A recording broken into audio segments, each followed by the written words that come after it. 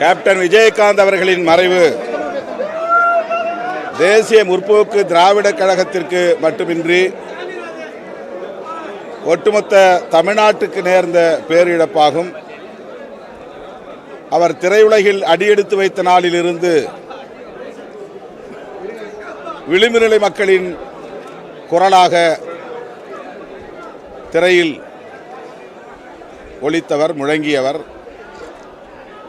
அலைவோசை படமாக இருந்தாலும் சரி, அடுத்தடுத்து அவர் நடித்த பல படங்கள் எளிய மக்களின் வாழ்வியலை பேசியது. சாதிய கட்டமைப்புக்கு எதிரான போர் குரலாக அவருடைய குரல் ஒலித்தது. இடதுசாரி அரசியல் பேசும் திரைப்படமாக நடிகர் விஜயகாந்த் அவர்களின் திரைப்படங்கள் வெளிவந்தன. திரைப்படத்தில் அவர் பேசிய வசனங்கள் அவருடைய அசாத்தியமான துணிச்சலை வெளிப்படுத்தி இருக்கிறது.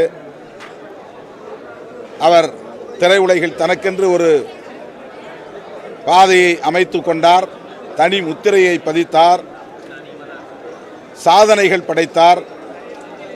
அதே அடிப்படையில் அரசியல் களத்திலும் அவர் அடியெடுத்து வைத்தார்.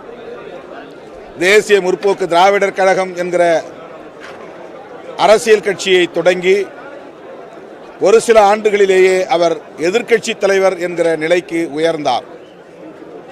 தனிப்பட்ட முறையிலே 8% வாக்குகளை பெற்றார். ஒரே தேர்தலில், முதல் தேர்தலில்.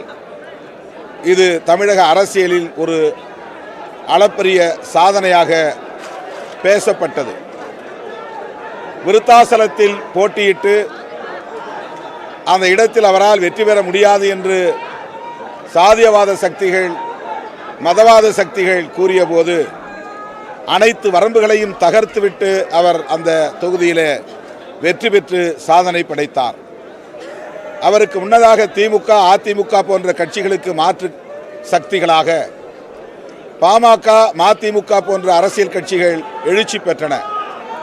ஆனால் அந்த கட்சிகளுக்கு பிறகு தோன்றிய தேமுதிக உருவாகிய சில ஆண்டுகளிலேயே எதிர்க்கட்சி அந்தஸ்தை எட்டி பிடித்தது. அவர் உடல்நலத்துடன் இருந்திருந்தால், சீரான உடல்நலத்துடன் இருந்திருந்தால் தமிழகத்தில் அசைக்க முடியாத ஒரு அரசியல் சக்தியாக நீடித்திருப்பார். அரசியல் களத்திலும் உள்ளொன்று வைத்து புறமொன்று பேசுகிற பண்பு அவரிடத்தில் இல்லை. மனதில் பட்டதை பளிச்சென்று பேசக்கூடியவர், வெள்ளை உள்ளம் கொண்டவர். குறிப்பாக தனிப்பட்ட முறையில் என் மீதும் விடுதலை சிறுத்தைகள் கட்சியின் மீதும் பேரன்பை பொழிந்தார். நாங்கள் மக்கள் நல கூட்டணியில் இணைந்து களமாடக்கூடிய வாய்ப்பை பெற்றோம்.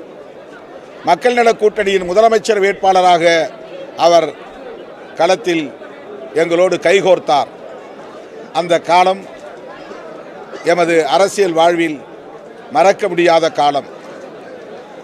அவர் என்னை பார்க்கிற போதெல்லாம் ஆறத் தழுவுகிற, அரவணைக்கிற நல்லன்பை வெளிப்படுத்தி இருக்கிறார்.